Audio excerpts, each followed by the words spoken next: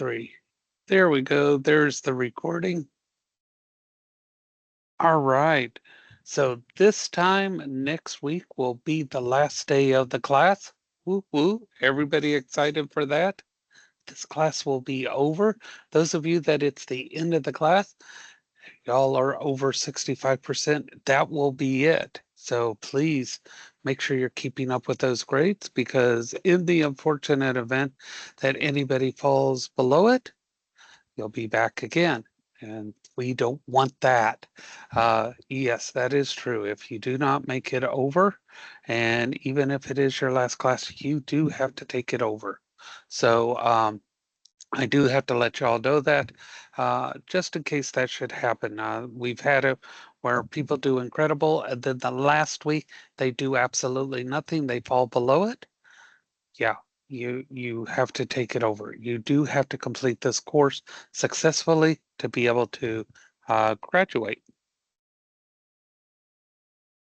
Certifications, degrees, etc. have requirements.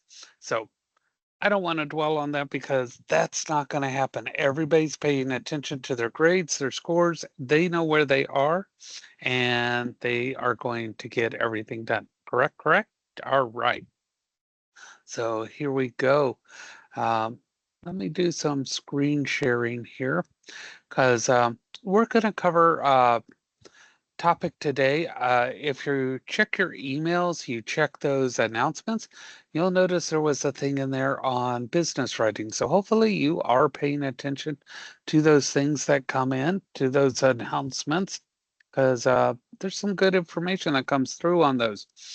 And whenever you are out in your career, things will come through on emails, stuff like that. People say, I never check my emails. Then why do you have them?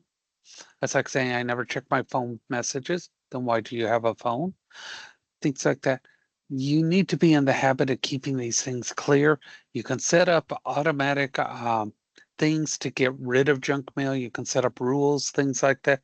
You can do the same, block spam messages, all those things to make your life easier, so you don't have to deal with a lot of the day-to-day garbage that comes through there.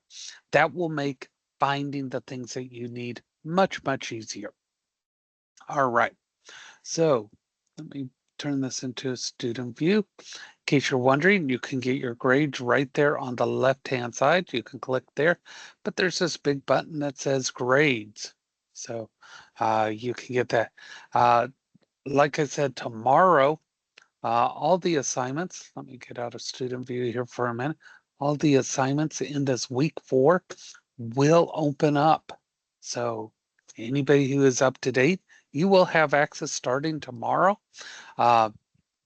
into week 4. You can work ahead on some of these things, like the discussion. You know how to do discussions, you can get in there, you can knock that out. The reason why I'm telling you this is that final week, sometimes people get in a bit of a crunch.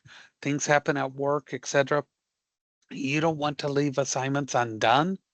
You want to make sure you have plenty of time. There's this thing, this soft skills in action. There's 2 videos in there. Watch those videos, and then you're going to reply as to how you would respond, what you would do in both scenarios. In those scenarios, you are the manager. There's a reason why we're having you interview somebody in a management position. Everything tracks back, and there's a reason for it.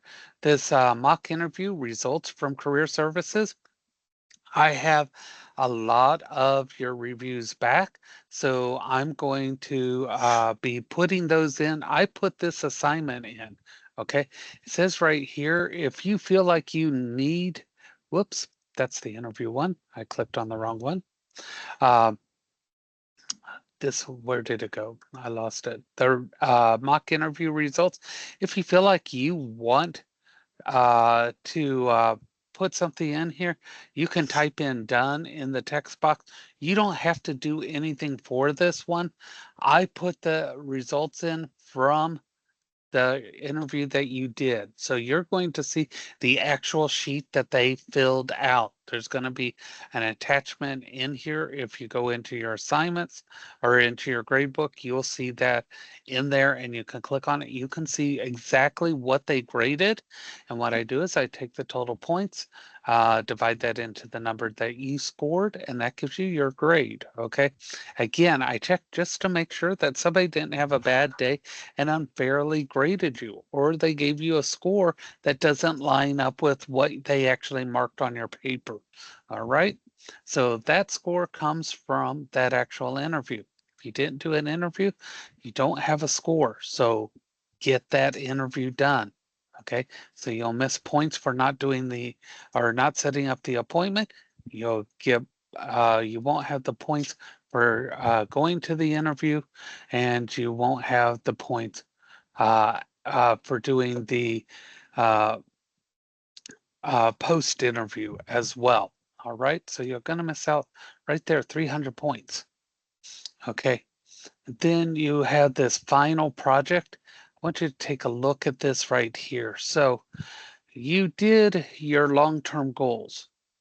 Then this week you're doing your short-term goals as part 2. In your final week, this is a major thing here. This is a big scoring project, and that is you have this one here, and what it is it's your final project. Okay, there is a template here that when you click on it, you will see it. Again, if you can't download and use the template, you need to mimic it, meaning you need to type out the different parts of it to utilize it, because you do get points for using the template itself.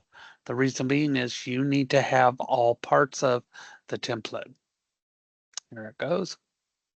Okay, so state your long-term goals. You've already got those, okay? Fill that in. Your personal skills, okay? So make sure you list right here your personal skills and anything that you need to know about your new career that you think you need, okay? Any certifications you need to go into your career, list them. You know, are you anticipating in your field that there will be training available? What opportunities can you take advantage of? Are there mentorships, etc.? Now, keep in mind, we know about these careers. So if you go through here and you say, no, there's no training available. No, there's no this. No, there's no this. I know everything. It's going to reflect in your score. We know what things are available, okay? So try to be realistic here and put these things in. Nobody knows everything, all right? Don't try to put blow off answers in these things, okay? And then the bottom part, list your short-term goals. You will have this information pretty much already because you've done it. You know your skills, you know your long-term goals, you know your short-term goals, and you should know, do you need OSHA certification? Do you need aseptic techniques? What skills and things do you need, or do you think you're going to have to acquire to reach those goals? Okay. I believe this is 250 points, okay? Just because you fill something out does not mean you're going to get 250 points, okay? It has to be good information. And then that final exam, just like before, come here to this red button, all right? Final exam study guide, click it right there, and you're going to find it here. I strongly recommend utilizing this. Now, the final exam's not going to go all the way back to day 1, okay? Final exam is only going to take over from the midterm going forward, all right? Starting with chapter 4 right there, chapter 5, etc. Okay, so it is only the chapters we covered from midterm. I would not do that to you and go all the way back to the beginning, all right? Everybody got that? So those are going to open tomorrow. So people who work ahead, this is your time to shine. Okay? Make it easier on your final week. All right, so here we go. We are in week through. You should be catching up. As of Sunday, once Sunday hits, anything you are behind in week 2 is off the table. That's it. Done. Boom. Okay. That means week 1 and 2, done. All right. Uh, some people continue to not answer the daily question. Those can't be made up, folks. Okay. And if you're looking like your scores are going down, I need to hear from you. I haven't heard from anybody that's in those positions has not responded back to me. Okay. Now, at the very beginning, I said emails, texts, everything that comes to me is audited. Okay. So as the campuses are asking me what's going on, I'm showing them the entire set of email chains and the entire set of text chains where things are going out to people and absolutely no responses. It's a continuous audit. So they're aware of exactly what's going on. If you are behind, you need to be reaching out with a plan on how you are going to fix this. Okay. It's just like being on the job. You have to fix what you have not done. All right. Okay. So LinkedIn profiles, those are coming along really, really well. Those that have done them. Um, Not having something out there when you Googled yourself is just as bad as having a bad reputation out there.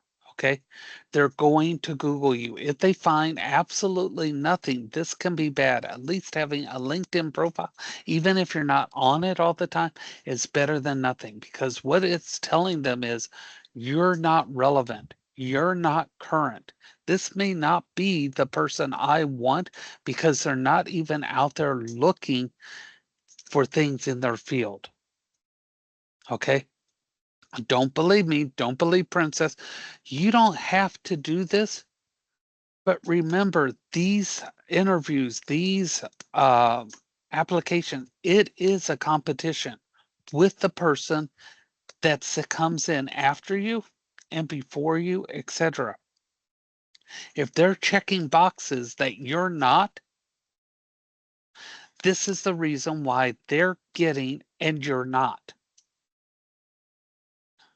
Okay. You can think that I don't have to do that. You're right. You don't. Okay. But if I told you I'll give you $100 for each item you do, that changes people's perspectives. Now they're willing to do it. Over time, that's what you're doing. You're throwing away hundreds of dollars in opportunity. All right. So I want you to think about that. Now, yesterday, we had an interesting question. How does a company's reputation or ethics come into play? 98% people said, yes, that does make a difference. And that's a very good answer. Because if you go to leave a company and they have a bad reputation, that tarnishes your reputation. It can make it much harder to get that next job. It can make it more difficult because now you're carrying the weight of that company's reputation. But that's not the only way to look at it. That doesn't mean that other 2% are wrong. Here's the other thing. A company with a bad reputation finds it harder to get employees. Sometimes they have to pay more money. Sometimes it's okay to go work for a company that may have a bad reputation, get in, make a lot of money, and get out before things get bad. At the next interview, you say, I went to work for them, realized their ethics did not line up with mine, and I left as soon as I was able. Does everybody see how there's more than one way to look at every situation? Does everybody see that? There's always more than one way, and there's never 100% the right way. So when you're talking to people, always keep an open mind And I'm not going to tell you which way I go because these are personal responses, but I want you to know always try to see the other's view and why they have to make decisions that they may not even necessarily like, want, but nobody knows everybody's full story. Okay. So before we jump to conclusions, always know there's reasons and rhymes for everything, and don't judge people too quickly. Sometimes there's reason, or maybe they were hired and companies change, good or bad. I've seen it happen. And I've worked for companies and realized they're doing things I don't want them to do. And you might not be able to get out. All right. So that was a great response from everybody. No matter how you said you would do it, it was 100% correct. All right. So keep those things in mind. Okay. So your career plan, everybody's going to get that in there. Think about how you take each one of your long-term goals and put short-term goals to get those. You want that house, you need a loan. Okay, how do you get a loan? You apply for it. What do you need to apply for it? You need a down payment. What you need for a down payment? You need to save money. Open a savings account. Break things down. When you break things down, or we eat that elephant the way I say, every big task becomes something you can handle. You can't handle something big coming at you. Break it apart. Okay? So we're going to do a thank you letter. All right. So once you do that mock interview, you're going to do a thank you. Okay. So you can either upload, copy, or paste the information. Some of you feel better writing it on paper. If you feel better writing it on paper, write it on paper, take a picture, or write it on paper first and type it, or you can type it directly in here. Let me change this back to a student, and you would do start assignment, and you can either upload it right there with the upload, or you can do text entry and type it out here. Now remember, you are thanking them for this interview. Okay. Try to remember the person's name and putting this in, etc. Now, there's a thing right here. It says click for more information, and it has examples in here as to what to do. Okay. This is the most effective thing. Here's the thank you, dear so-and-so. Thank you, blah, blah, blah, yada, yada, yada. Okay. Very, very simple. Now, there's also right here, follow-up email examples, okay? And if you follow on down, it tells you. One of the things, make sure you're using uppercase, lowercase. This is something that a lot of people don't think it's important. Why do I have to use uppercase, lowercase? That's proper writing. This is not a text message to your bestie, okay? Uppercase, lowercase, and punctuation. Spelling, check your spelling. That is important, okay? Now we're going to talk about business writing today, and I want you to pay attention because I'm going to go over a much easier way to write these, okay? How many people get wigged out a little bit when you have to write something for business? It kind of spooks you. You're never sure what to say. Anybody get like that? I know I have to kind of think about it. Okay, it's all right. This is a normal thing. If it didn't bother you, I'd look at you like you had two heads. When you're putting things on paper, you also have to remember it's forever. When you're putting things in an email, it's forever. This is why I said if you don't freak out a little bit about it, I look at you like you have two heads. All right? Everybody good so far? Yes, yes. Mouseketeer roll call, looking for those emojis. Yes, yes, yes. All right. Here we go. All good. All right. So we're going to start this. And I know writing's kind of a boring thing. So halfway through, Beyonce is going to join and she's going to do a little number here. Uh, Mariah Carey wanted to join in and sing some Christmas songs. I said, no, no, get back into December, Mariah. We don't need your Christmas songs yet. All right. Nobody's got time for that. Okay. So here we go. So business writing, we're going to talk about structure because that structure is not going to change. I want this as simple as possible. I don't want to have to worry about, oh my God, I need to do this, this, and this. And we're going to talk about cover, thank you, and other ones. And we're going to use the same thing. Now, this is going to sound scary. Your font needs to be Aligre, Times New Roman, or Arial. At least 11-point fonts, left justified, do not indent, single space, double space between paragraph, and 1-inch margins. Phew.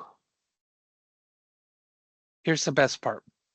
That is the default setup in Word and in Google Docs, etc. That is your normal, okay? When you go in and you start typing, those are your normal setups. What that means is this is the normal type set. So unless you changed it to write in Looney Tunes or etc., you are set. The reason why these are chosen, these are also the same fonts and settings for legal documents. In case you're not aware, if you try to send a document to the courts, etc., and you change this information, they will reject it. So it's the same thing. Businesses have always done this. So the business letter is going to have all of these things. Okay.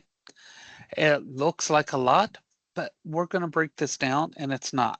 We're going to cover each and everything. Okay. So this cover letter is an example. Okay. So this would be if you're sending it snail mail. Okay. So a lot of this is going to go away in that email. Okay. So this is what we call a return address. Okay. This is you, it's your address. Of course, we have a date. So far that we're good there. Okay. This is the date you wrote it. And then this is what we call an inside address. Now, if you're sending something by mail, you want to have an inside address because it could go to a mailroom where they open all the mail. This tells them where that goes. Okay. Now, we're getting down to the heart of everything. And this is where an email starts. Okay. So if you're doing email, this is where you begin. Okay. So you start with dear and who you're sending it to. If you do not know who you're sending it to, you don't say to whom it may concern. Okay? Do not do that. That sounds almost like a death greenie. Okay? It's very impersonal. Do not say sir or madam. If you do not have a person's name, this is what you say regarding job posting number or regarding and the job title. Okay? Everybody got that. Do not say sir or madam. Okay? Do not say to whom it may concern. Okay? Either you have the person's name or you put in the job title or number with that RE colon. That's regarding. Okay? Now, your first paragraph, you're going to tell them why you are writing. Boom. You're going to be very specific why you are writing to them. Your second paragraph, right here, you're going to tell them why you are the best. Remember when I had you tell me what sets you apart from everybody else? Remember that? How many people remember that? I said, what quality sets you above everybody else? I wasn't joking. You need to know these things. Boom, right here. It goes in here. And then the last paragraph. I love this part. Call to action. This is when you tell them what to do. Okay, I've been telling you all along, you tell them what to do. You drive this. How many people remember this? I told them, you drive the job process. You're going to tell them what to do right here. Okay. So this is the hard copy of the letter, but we're going to look more at the email, more likely. Okay. Right here, this is where they have their references, but it could also be your resume, etc. So this actually is a thank you message. And I want you to pay attention here. Dear, and you got the name. So when you write yours, you're going to put dear and the person's name of who interviewed you. Okay. And you're going to be right here. The reason why you're writing. Thank you for the opportunity. Boom, boom, boom. Okay.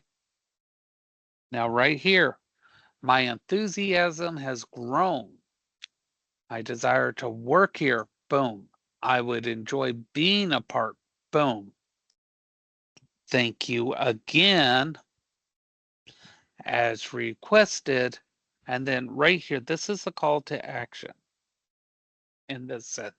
I look forward to hearing from you soon.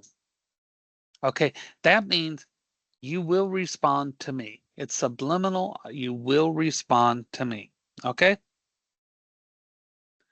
breaking this up. Okay, right there. I look forward to hearing from you soon. Okay, so now that is action. You will respond.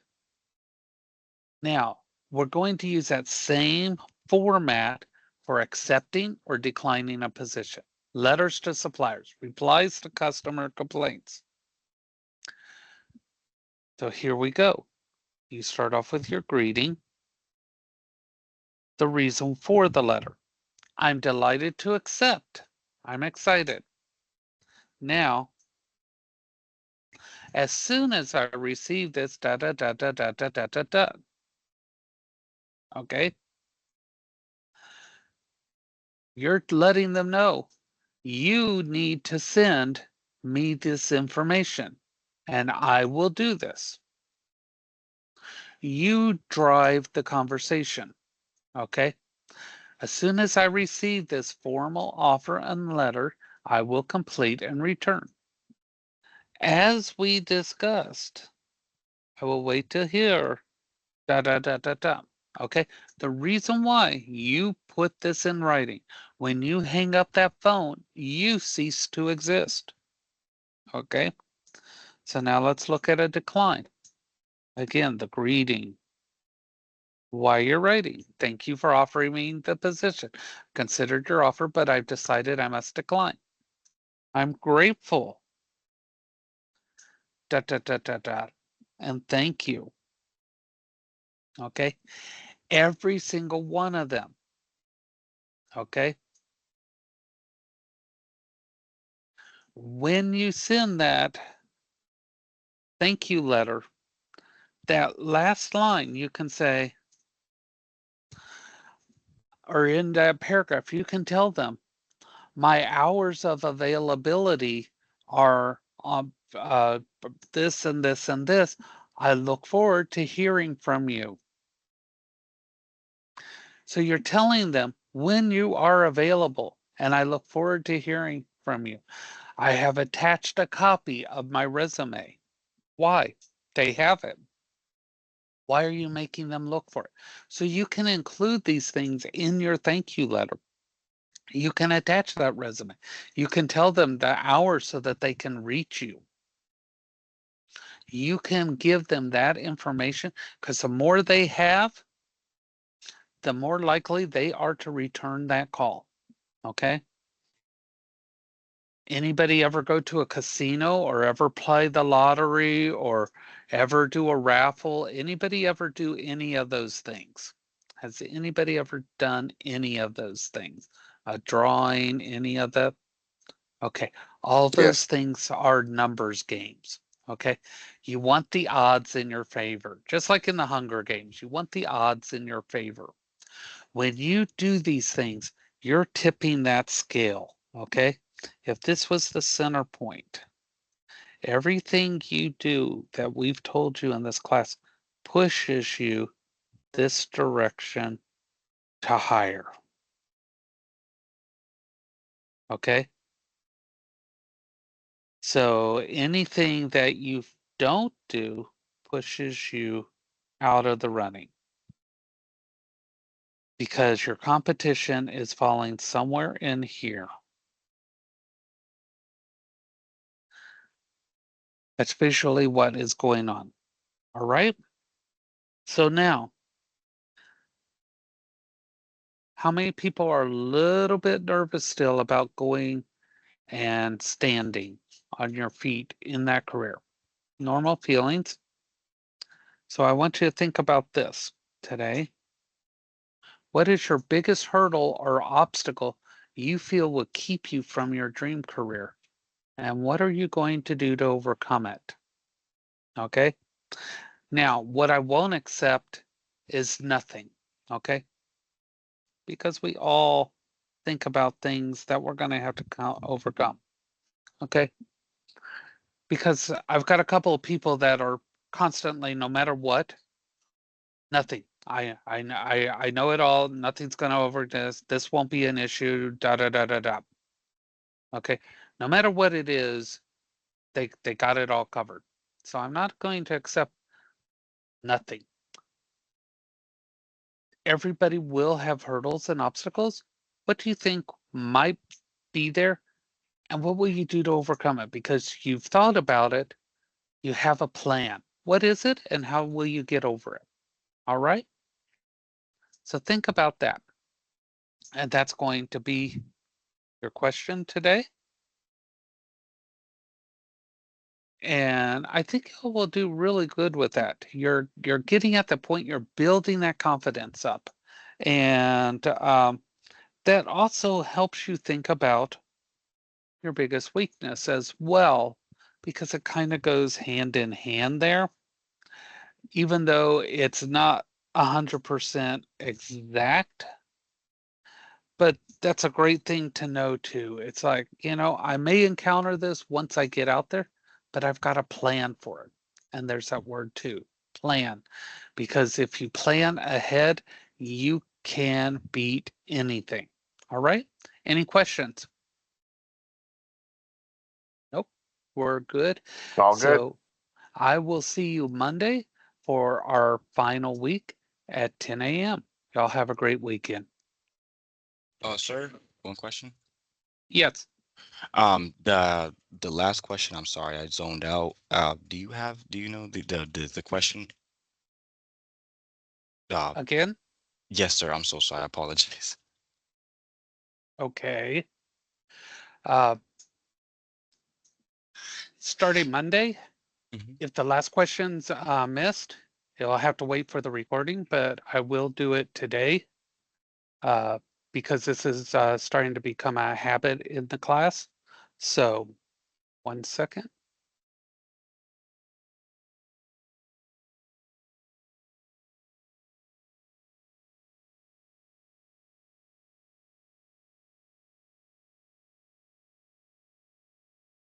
So there it is. What is your biggest hurdle or obstacle that that you feel will keep you from your dream career, and how will you overcome it?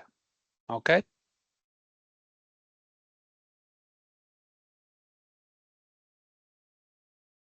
Oh, there you go. All right, all right. Thank you. you're welcome.